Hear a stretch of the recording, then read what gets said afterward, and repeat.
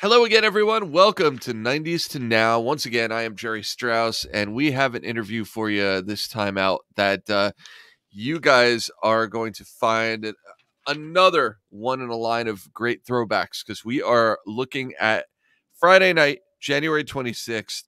It's the Throwback Block Party, Carteret, New Jersey, the Carteret PAC, the Performing Arts Center. It's going to be one of the biggest shows the area has seen in a long, long time. And this man you're seeing on the screen is one of the big reasons why. From the Grammy Award-Winning Naughty by Nature, he is Treach. He is here, and he is here early. We are. Oh, How are you, man? great, great, great. Yes, yes, yes. At the top of the AM, man, letting them know, man, the naughty 90s is coming. Absolutely, absolutely. I got to ask you because look, we've known you for so long now, and we've seen your videos, we've seen the shows, we've been to your shows. Hopefully, a lot of us, and we know that you are always in tip-top physical condition. What is your routine like these days? How long have you been right now? Let's break the fourth wall. It's 8:15 a.m. right now. How long have you been awake? I've been awake for about an hour and a half. Okay. Okay. Yeah. Is that and like what are you, because I have to believe back in the day you were going hard as far as your physical routine. Is this still a big part of your life every day or Yeah, well, back in the days, we was partying like rock stars, really. oh, It's just doing a few push-ups and hitting the gym and now and then, but we 33, 3 decades later, you gotta really know you can't party like you're 20 years old no more. You gotta yeah. keep it, so I switched up the diet through the years, like no beef, no pork, started doing a whole lot of less drinking, less Mhm. smoking, you know what I mean? And still having fun, but knowing your body is different. And when you're doing like anywhere from a half hour to an hour and a half shows, Mm. and you spitting them lyrics all show, you got to really have that cardiovascular in order. Yeah. I can imagine. I'm exhausted just hearing you talk about it. Now listen, we're coming back to Carteret. This is an all-star lineup. We got Kid Mhm. and Play, we've got you, we've got Lisa who go to the YouTube channel, go to our Facebook group because we spoke to her as well. If you want to hear from Lisa, we've got Tone Loc, we've got Sugar Ray's Mark McGrath. Awesome lineup. What's it like for you to know that you've got a show coming up back in Jersey? Because there's always been that special relationship between your home state and you. Is there Yeah, still like a different atmosphere when you hit a stage in Jersey? definitely, definitely. I travel so much, like out of the state, of course. And when you do go in the states, it's going to be a while till you come back because, just naturally to promote and everything else and to get from one spot to the other, it's like you just can't be there all the time and nobody will show up. They're like, oh, we always see him, So definitely when you come back there, all the family calls you up. Yo, we coming to the show, or either we rolling with you to the show. So I'm like, get ready, let's go. We back up in here and we gonna knock it out. So it's definitely like a family reunion for Yeah, sure. awesome. Uh, I want to go back to the beginnings of when we first got to know you. Of course, Naughty by Nature. I'm looking back because I remember the days of when the self-titled Naughty by Nature album came out. Of course, o.p.p, and then the follow-up was huge. Two of the biggest albums, really in all of music history. I mean, as far as just the impact on pop culture and hip hop culture. Is it hard in a way mentally?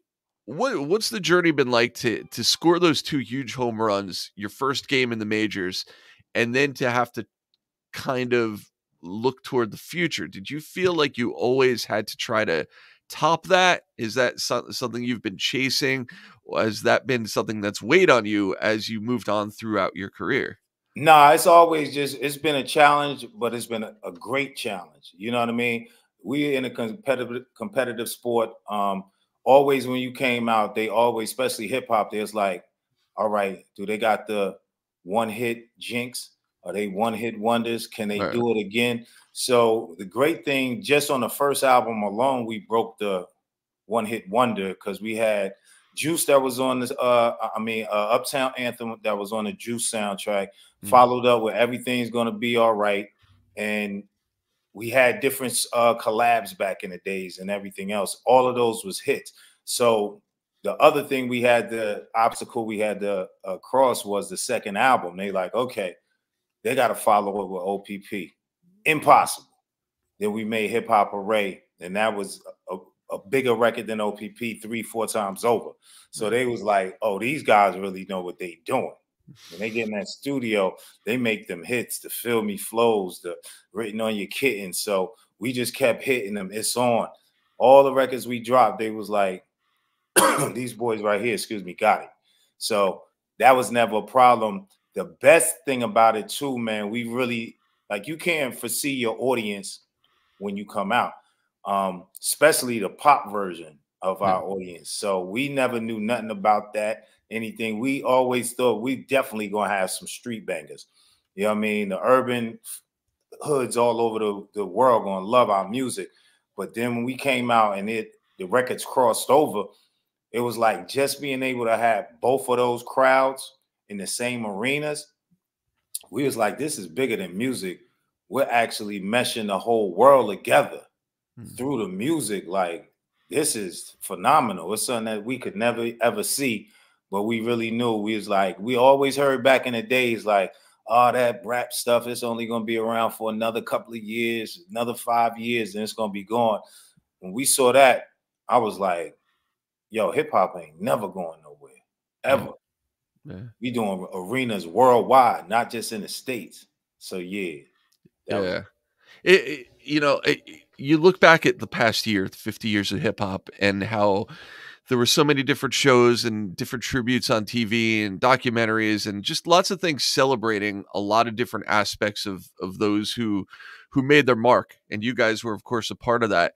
Do you feel like this past year kind of shined a new light on exactly your part in what helped to grow hip hop and make it into, like you said, this thing that's never going to go away because you had that unique lane that you guys drove in to do that? But do you feel like now, after this past year, like there's a little more attention to you, Naughty by Nature, and what you guys have done?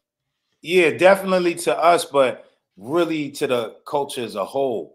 Like, a lot of artists that came over the past maybe 15 years, they look like, well, hip hop starts right here, right where we started. You know what I mean? It really gave a big light on from not only us in the 90s, but from the 70s when, you know, the origins, the originals came out with it. It gives a whole different outlook even to the younger hip hop generation, because now I hear them sampling, you know, some of the original records and making songs off of it and bringing that sound of the culture that was kind of missing for some years, is bringing it back. The whole sample concept to hip hop and giving homage to the legends that came before us. So that to me is just amazing.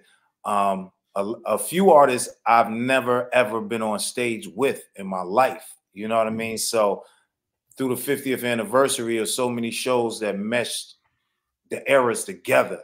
And for me, it was like more than just doing a show. It was like I was back like the ultimate fan. Like, I can't believe I'm here performing. And they was looking at me like, we fans of yours. I'm like, oh my God, this got to be a dream right here. So just showing a whole culture from not only, and when we say the 50th year of hip hop, our younger artists that's out now, they are part of that. You Yeah. feel me? They made it stretch to be 50 years. So even the younger groups and acts that's out there, we doing shows with them now as well, because they're meshing all the audiences together. So it's just taking hip hop to that another level where we know it's going to be another 1,000 years of hip hop. You feel Yeah. me? Yeah. Is there anyone who you were able to share a stage with or just share a show with over the last year, like you said, that maybe either you hadn't seen them in a long time or maybe you never got to be in the same building when they performed that really Yeah, made an impact on you? yeah. LL Cool J. Yeah. You've LL Cool never J. been on a show with him before this year? Never. Not one Wow. time. Not one time. ever, not one time. Like, and he was one of my favorites when I started. Like, I had to get myself out of sounding like him. Cause you know, back then if you sounded like anybody, you couldn't go nowhere. They'd be like, oh no, you biting, it ain't original. So I had to morph into my own style, and he was one of the ones. And this past Rock the Bells, when Queen Latifah brought us on stage, that was the first time I ever performed on with him. And then it was after that, it was more shows that went on. So I actually got to perform on the same stage with him and actually see his show live for the first time this past year. Yeah. Yeah. Unbelievable. Unbelievable. You mentioned something earlier about hip hop as a competitive sport. And I know that you've talked about this in different interviews. A lot of people have talked about this in different interviews. Eminem has come out in various interviews and talked about your influence on him and how hearing you do what you do almost made him quit music because he felt like he would never be able to reach the level of what you were doing. And to me, that's the ultimate sign that you treat this thing as a competitive sport, right? Like he didn't want to do it unless he felt like he could be at the top potentially. Exactly. Was that your mindset as well early in your career? Definitely, because we knew, like, if you, for one, you definitely wanted to be accepted by your fellow hip hop artists. You know what I mean? Because, you know, we were from the real era of one of your favorites will come out and actually dish you on a record if they felt like you was whack or you wasn't standing up to you know what you supposed to been in this sport and treating it like a sport and respecting it and doing it. So and we come from the era too of giving homage to the ones that came before us, knowing that we got our whole hip hop flows from somebody. We just had to make sure when we came out, we mastered our own style and put our own mark up in there. So, and man, I always take my hats off to him too, because he's a student of hip hop. You know what I mean? He really studied it. He knows more about hip hop than a lot of people that's been in hip hop for 50 years. You know what I mean? He really knows styles, he knows cadences, he knows lyric, he know how important it is not to just be on a record for the sake of rhyming some words, but really putting it together where you making history while you're doing it. Mm-hmm. Yeah. I want to switch gears just for a second because this is pretty amazing. I can't think of anyone who has kept and held down a schedule and a career like yours as of late, because you've not only been, going all over the place and touring and performing on stages, music, but you've also been doing New Jack City. There's a live stage version of New Jack City where you're one of the stars of the show. So this whole time period, you've been mixing the acting and performing music and just going all over the place. What's that like? Like just going, one night you're doing a dramatic performance and the next night it's music. Is that difficult to switch gears back and forth? No, not when you like the hardest part for me was just starting as an actor, because acting is people got natural talent there and everything else, but it's an art to that. Yeah. And with hip hop, for me, I grew up off of that. So to me, it came easy. It was like me getting into it, starting to write, perform, do talent shows. That was natural. I never was trained as an actor. You know what I mean? I had to study it from each and every project that I got moving on. And theater is a whole different beast, because it's not no take ones, take twos, take threes. You up there for 2.5 hours, and it's like if you make a mistake, you can't let nobody know. But it's like anything else, you got to study it. You got to know your lines. You know what I mean? When it's rehearsal time, I'm there early. You know what I mean? I'm hitting all my spots and making it where it's just a comfortable engine that's running with all the other actors that's involved. So when you there and you're on point, everybody else steps up and they're on point. You feel me? And everybody feels the energy when we're out there helping each other and covering for each other. If anybody does slip up, nobody would know it but us. The crowd we don't miss a beat. So, and everybody always heard everyone say in the acting game how many started off through theater, and how much once you do theater, then when you do any acting or any films, it sharpens your sword. You know what I mean? It makes you that much more better. So I always really wanted to do theater, and for the grace of God and my homie Alan Payne that's on there with me, that put my name up into the mix when they was looking for a character for Nino Brown. It really took me to a whole different level as far as my acting skills and everything. You know, this is going to be the most random question I ask, but we had ERIKA ALEXANDER on the show a while back from Living Single, and we took questions from fans about all aspects of that show. And one of the most common questions we got, there was the episode, of course, where Naughty by Nature guest stars, and Treach, you whisper something in Max's ear that was so dirty that it even put her off momentarily, and she had to say no to it. And the fans, all these years later, wanted to know what the hell did Treach say in her ear. And she, I wish I had the quote up. She had her own speculation, but she wasn't exactly sure what that line should have been or was supposed to be. Do you have any thoughts or memories of that? She would probably know best, because we did different takes, and each time I said different things that were very, very naughty. It was very, very naughty. You feel me? And I had to get it, because I didn't want to say the same thing, and then she'll have like a look like, oh, I done heard that before. So every time I said something, she was just like, you got her. But she would know. She would know. She would know. She would know. All right, that secret's out there somewhere. Somebody's not saying giving us the whole story. One more question for you, and thank you so much again for your time. I know it's a busy week. I know we're headed toward Carteret on Friday. We spoke with Lisa. She's going to be on the show with you guys Friday night, Carteret Performing Arts Center. We talked about how her music it's music that stood the test of time. And, I made the reference to Motown when I spoke to her, and I'll make that with you as well. There's certain music out there that people who lived through, when it was out and, when it came out and in eras afterwards, just continue to gravitate towards. And it's just music that makes them feel a certain way, whether it's the way they felt when they first heard it or the way it continues to make them feel. It's timeless. And I would put your music, a lot of your hits, in that category as well. It's what people gravitate to. It's why people are so excited to see you on Friday night and every time that you're performing.